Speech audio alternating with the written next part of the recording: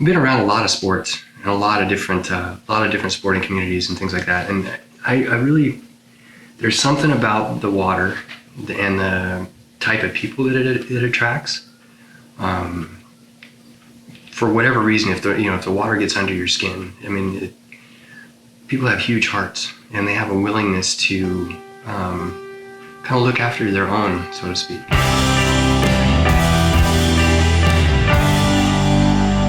Every star is a possible death. We gave them names, you called them cancers, called them accidents.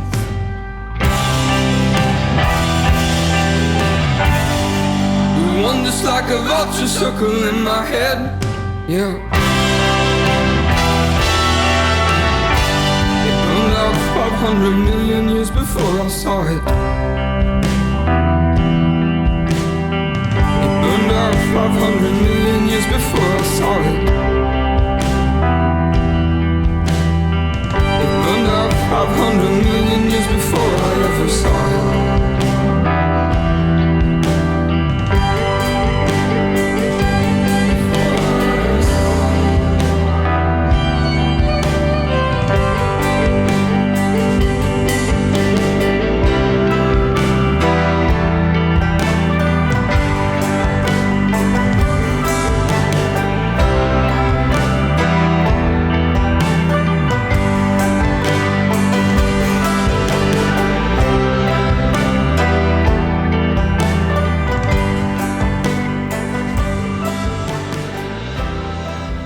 When cancer enters into your vocabulary as an individual and as a family, it basically consumes you. It invades every aspect of your life. It invades your thoughts, your conversation, your body, your family, your friends. It consumes you. It wasn't me, but it was my wife. And as a husband, what do? Right? I mean, you're supposed to take the punch. You're supposed to stand in the gap for your family. And so when things go sideways, you better well be up front, and taking it. And with cancer and with sickness and with illness, and there's nothing you can do. Am I gonna be a single parent? And at the time the girls were, just a lot, 5 years ago. I mean, the girls were young, and how is that gonna impact their life? It was a trauma for sure. But, I mean, she's a champ.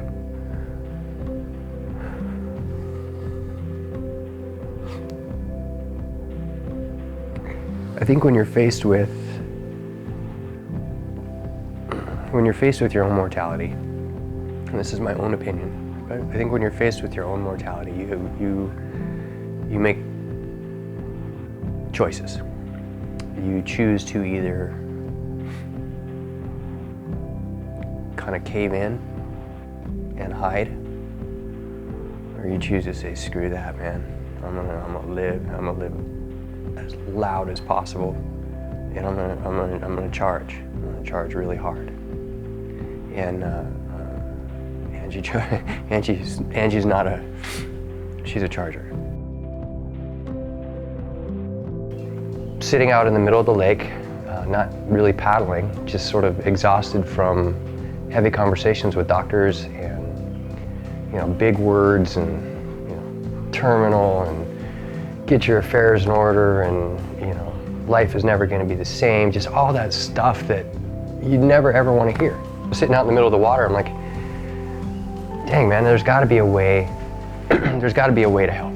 So say you heaven forbid you're unemployed and you don't have insurance, and all of a sudden you hear cancer and you start getting bills for $75,000 and $85,000 per one chemo treatment.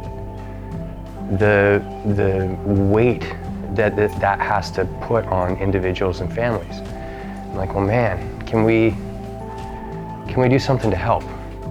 I'm terrible with a hammer. I can't build anything to save my life. I'm terrible with numbers, but my career has been based around building brands. And photography and design and sort of all of that. It's like, okay, well, how do I use the skills that I have to help? And that's sort of where Monster and Sea came from, was that idea of using those skills to create something that helped other people. So Go Because You Can was a lot of that. As athletes, as paddlers, as cyclists, runners, as an athlete, you love what you do. That's the thing that makes your eyes sparkle, with the exception of your family, obviously. When someone says, someone said, Chris, you can't paddle anymore. You can't paddle because of this. I think in your mind and in how it goes, it's, before you're maybe thinking about times and miles and training and, I'm gonna get this place, I'm gonna stand on this part of the podium, I'm gonna chase down that person and I'm gonna beat them this time, and then, that's your thought process. But if someone says, you can no longer paddle because you're not healthy enough, all of that time and podium and races, that all disappears, and the only thing you want is put your board in the water and go paddle with your friends. And the idea is that, a 6-person team gets together and relay style paddles for the full 24 hours. So you have pairs on the water at all times. So you got your buddy, everybody's taking care of themselves, watching out for each other, and there you go, around the clock. It is turned into it's a paddle, absolutely, but it's turned into a way to energize an entire community, a way for people to sort of rally together to use this awesome stuff that we have called health and the ability and the willingness to get out and go at any time, and use that to help folks who don't have that ability. That first year and that first time, like sitting on the lake, I was worried about losing my wife. I didn't really have any much thought beyond that, and to have such a dark time produce something so bright.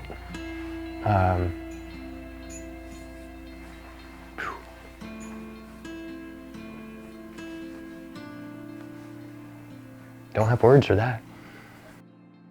It's just one of those community building events for us that, we just love to be a part of any way we can. And when Troy approached us, 5 years ago, he's like, hey, we need a spot to sleep overnight. And we were just like, all right, let's get you set up. So they got the cot set up upstairs, and we gave them the keys and said, here's where the light switch is. We'll be here tomorrow at 10. And this is where first year where we put in. We'd walk the plank from Urban Surf down here through the woods and this is Gasworks Park, so in Seattle, and we'd put in right here and tag in every hour on the hour, tap paddles and jump on it. So the original team was Bo Whitehead, Spencer, Rennick, Aaron, and Grayson. And so I sent out those emails and got yeses immediately back. And so I was like, oh wow, I've got this relay team.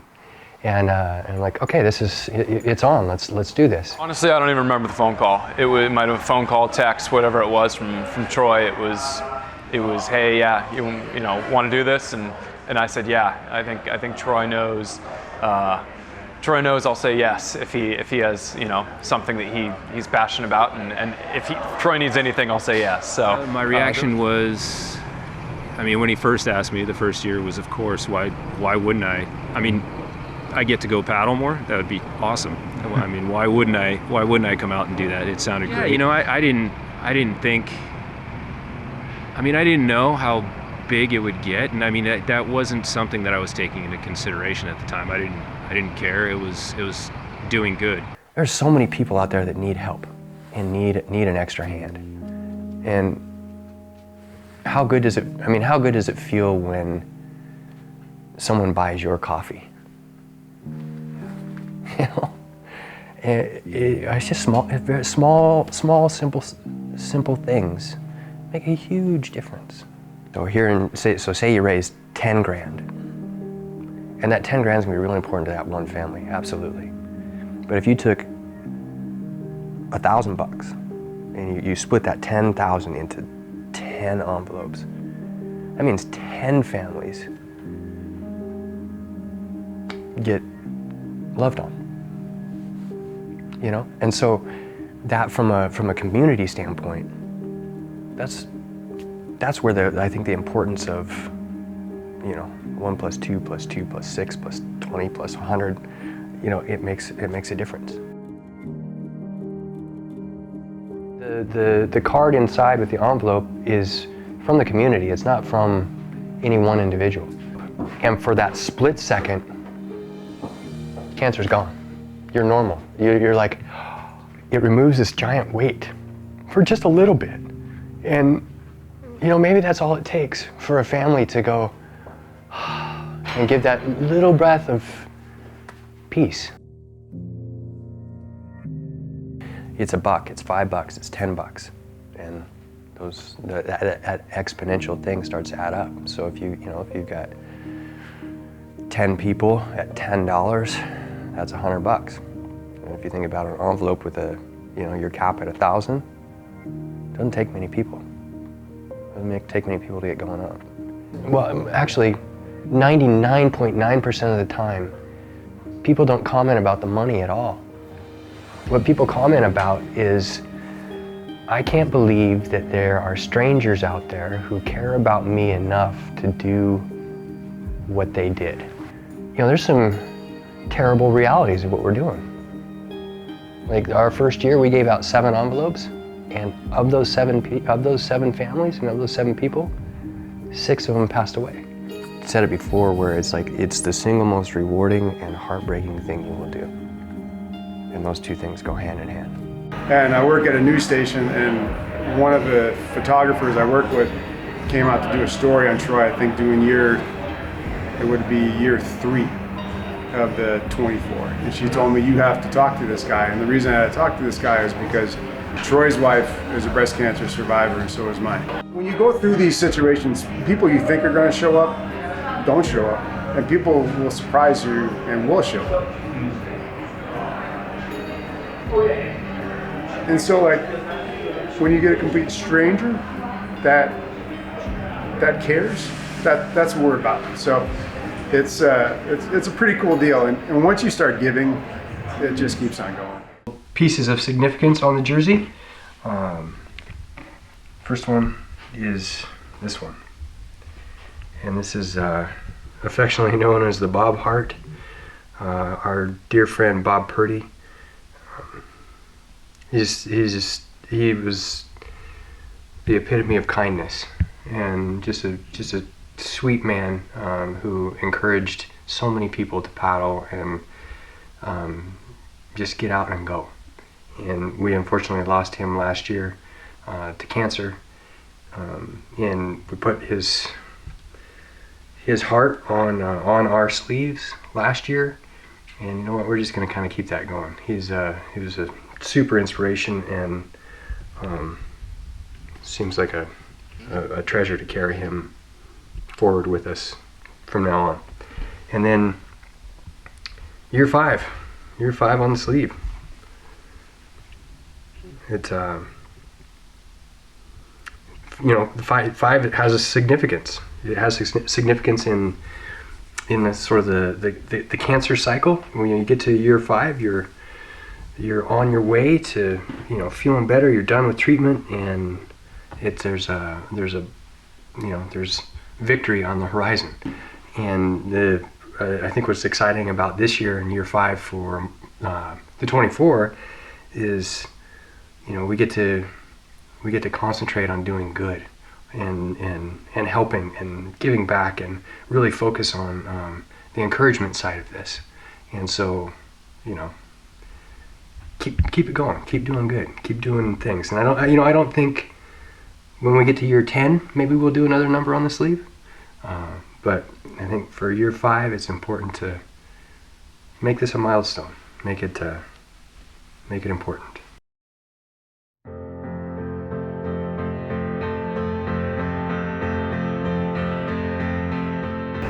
I've always kind of taken my health for granted and just done things because I wanted to do them, and now Whole I got new to experience appreciation. what it felt like to not be able to, and it was kind of crappy. And so, yeah, this inspired me to do it. You know, I was pretty fortunate because my stage was early, and then on top of that, like, I had good support and, you know, a good job and health insurance and all those things. But I saw lots of people at the hospital and spent a lot of time with cancer patients who didn't have it as fortunate, and so I feel blessed or honored to be part of this to help. We could all individually paddle for 24 hours. And then we could all pat ourselves on the back and say, nice job us, nice job us, nice job me. But the thing is you need your family, your friends, your community, your doctors. You have a whole team and a whole community around you to help you get through the cancer experience. And the 24 is built with that in mind. That's why 24 hours, because it's not easy. It's hard. It's not hard in the sense of, you know, you grind yourself into the ground, but it is hard. It's hard physically, it's hard mentally, and it's hard emotionally. It's an honor. I had a vacation this week, and I remember texting Troy months ago when I was booking the vacation. It's like, I know 24 is around this time, like, when's the 24 gonna be? And he says this date, and I'm like, okay, I'm cutting my vacation short. I gotta fly home like the day for this, to be here. So, I mean, yeah, I wouldn't miss it for the world. You know, to be here for the paddle community and for Troy and like you said, I guess the people that we don't even know who are helping yet. I think the story goes of the first 7 in the first year. Either 6 of the 7 or 6 of the 7 died. So I mean, on the one hand, you're like, what's it do? But I think the bigger and the good picture is if you can provide a little bit of light, a little bit of a break, a little bit of, you know, somebody recognizing there's people out there that don't know them at all, but care for them, concerned. Hopefully that provides a little glimmer.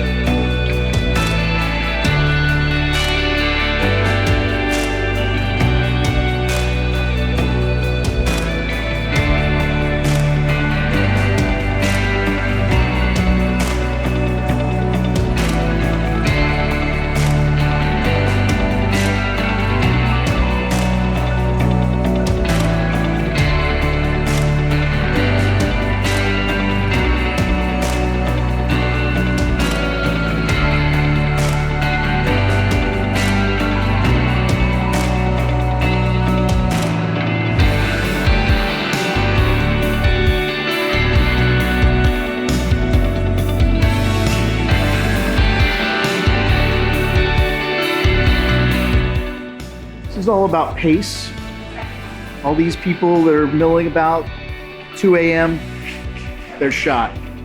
This is the right pace.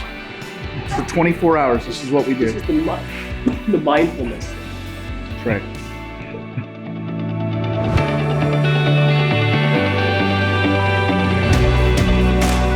First, it'll start to get quieter and quieter, and then as it starts to get dark, people will start to nap, but not for a bit. Seeing people starting to lay down and kind of mellow out a little bit. You don't have like the hype and coffee hype from this morning a little bit, so. We got a lot of wind in the forecast. It's going to be a good kiting or downwinding day, so it'll be windy and rainy for sure. The text that I got this morning was, you know, hey buddy, I'm thinking about you guys in the 24 as I head in for brain surgery to have a tumor removed. It makes me plant my feet harder. Of like, you know what, can't stop, won't stop. We're doing exactly what we're supposed to be doing. Break time, brother. Recharging with some sugar.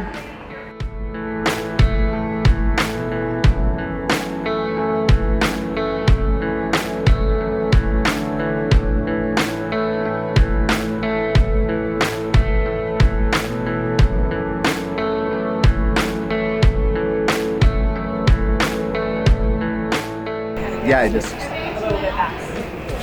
wanted to do something to help others experiencing the same thing I am. And as I was going through treatment, and I've always been involved with the water, and every time I looked at what I could do to give back, I always ended up with Troy, right? Like it's like 6 degrees of separation. Yeah, like everything I want to. Yeah, so I sought him out last August, and yeah, I was just inspired by what he did, and I wanted to be part of it. People just kind of understand we've been through it together, and to have my wife be a part of this now and know all the guys I know, and they're all so supportive. I mean, everybody shows up for one another, and they go out and we have a really good friend that's paired up with my wife, and to have her be a part of it. And her mom's going through some stuff. So it's just the connection that comes with it it's overwhelming, really. It's pretty cool when you take the moment to look around, but it's pretty darn cool.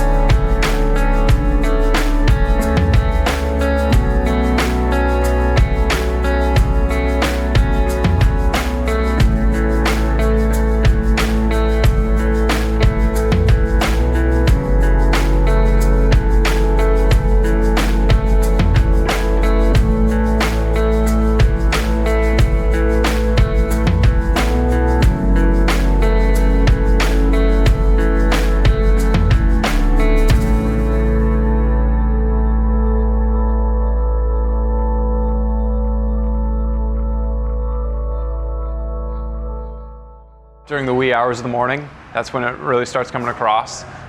It's fun in the daytime, everyone's talking and hanging out, but it definitely gets very quiet in that 4 a.m. paddle. There's a lot less conversation, so you're definitely kind of with yourself a little bit more. And there's something therapeutic about paddling, as you know. And so you're definitely with your thoughts and thinking about what's going on. You got your stickers on your board that's reminding you of, you got your 24 sticker right there. My dad passed away from cancer June of last year.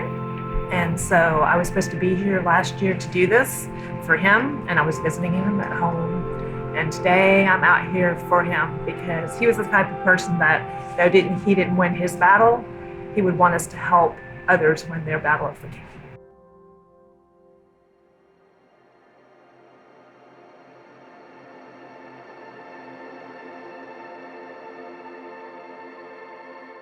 We had actually gone up to Bellingham.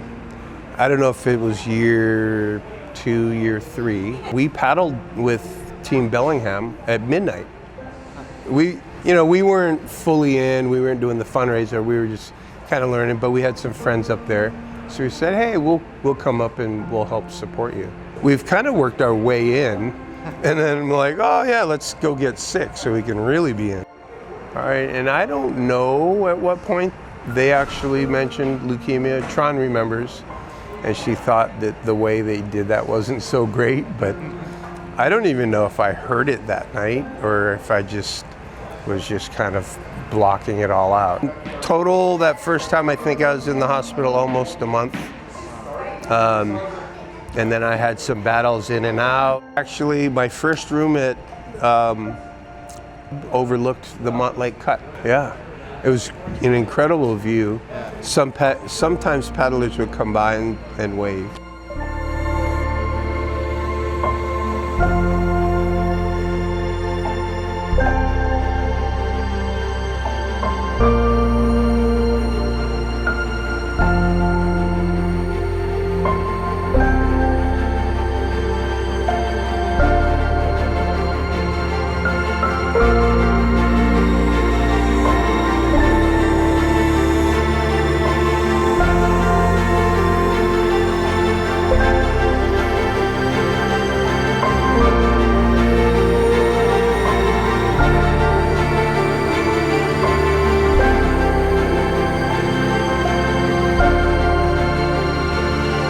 So I was diagnosed end of May of 2017. The next weekend, Troy had called and spoke to Ernie Wong. They put together a race by that next weekend to help me. Some people came from Canada, some people came from Portland. People that barely knew me. I see people at SCCA or the hospital. I'm more inclined to talk to them. I'm more apt to key in on certain people and think about, well, hey, could could Monster and Sea help them?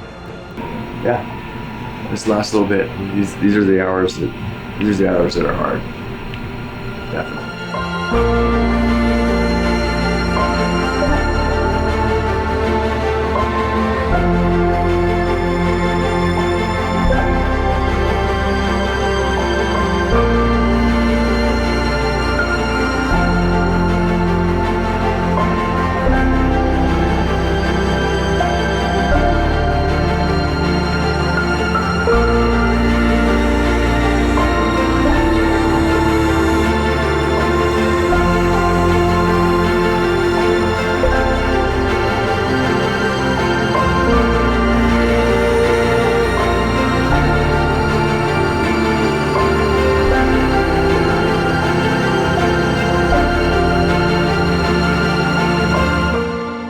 The impact I know that we had on our local community was, amazing and strong, and just to have that magnified over 40 cities, so what we're at now is just incredible. I've never imagined from the first year that this is what it turned into. The thing about this idea or this concept is, if somebody else doesn't say, "Oh, I want to be part of that," then it stops. And so, to be 5 years in and to, ask 5 people 5 years ago and now have it be, 40 plus cities with, there's gonna be 300 paddlers on the water. To have people say yes and I want to be part of that is unbelievably special. And I'm thankful that people say yes.